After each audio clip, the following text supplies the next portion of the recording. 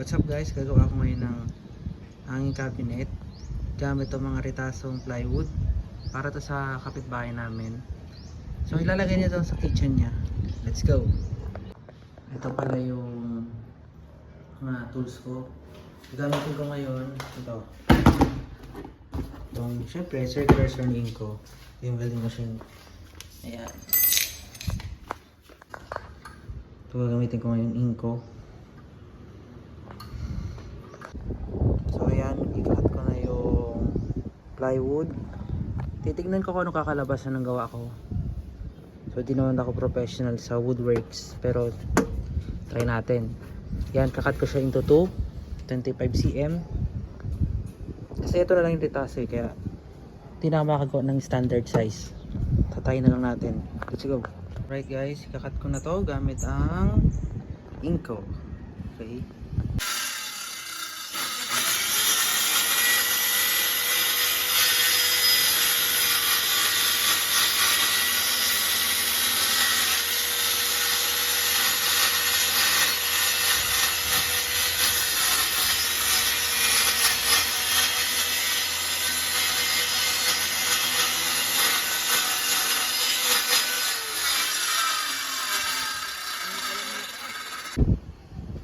So ayan guys, nahati ko na yung workpiece.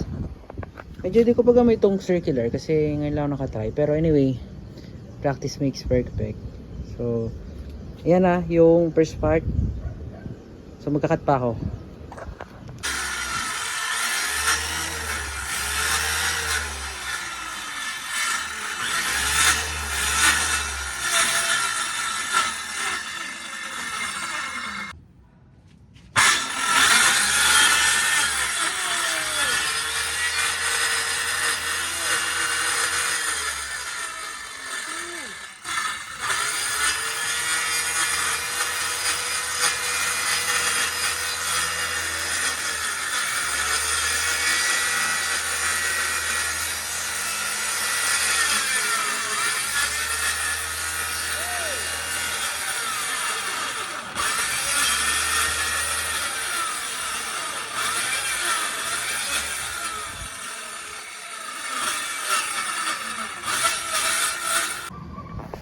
So guys, yung ditong part na to, tas ito, di ko na gamitan ng circular kasi wala akong table na pang cutting ng mga kahoy. So baka medyo delikado baka tamaan ako. So ito na lang, pati yung dito.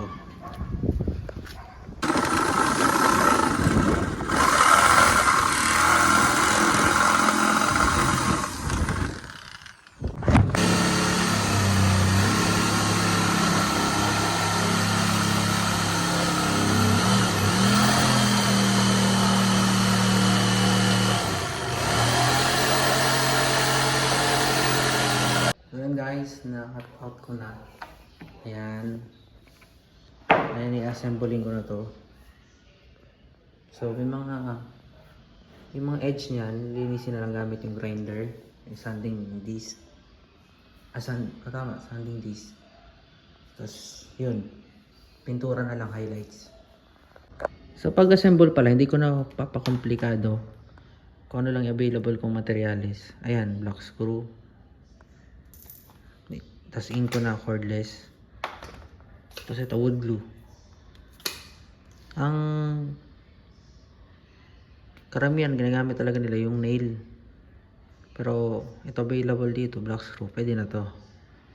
Yan na. Alright. Madali na mabuo.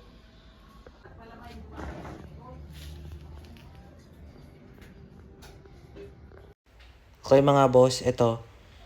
Sinanding ko na. Hindi ko pala napakita nakabala dito na kanina yung pang sanding. So ayan, tinanggal ko yung mga rough edge para mamasilyahan na tapos mapinturahan. Minasilyahan ko yung mga edge niya para hindi agad bumuka tapos maganda tingnan. Tapos ayan, lagay ako kulay brown for highlights. May ginawa akong method, parang inaano ko ng tissue. Parang sinasadya ko yan, kung mapansin nyo. Parang highlights lang niya.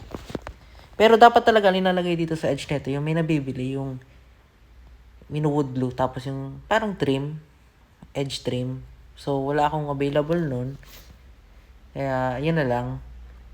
And budget lang dapat yung build natin dito. And kung ano lang yung available na materials. So, ganyan ginagawa ko diskarte para magkaroon lang ng design, highlights. Mga boss, ito na yung finished product nung sinasabi kong highlight. Tapos ito yung finished product ng cabinet. Hindi nga lang ganun kapulido tulad nung ini-expect nyo. Pero, since nagsisimula pa lang ako sa woodwork, so ito muna yung first project ko. Abangan nyo yung mga susunod upload ko. Mas papraktisan ko pa. And pag-aaralan ko yung mga diskarte. So, wala pa rin ako tripod ngayon, kaya medyo magulo yung pagka-video. Pero abangan yung mga next video. Poprovide na ako ng tripod and ayusin ko yung mga video. Ito yung before pala. Ito naman yung after. Ayan.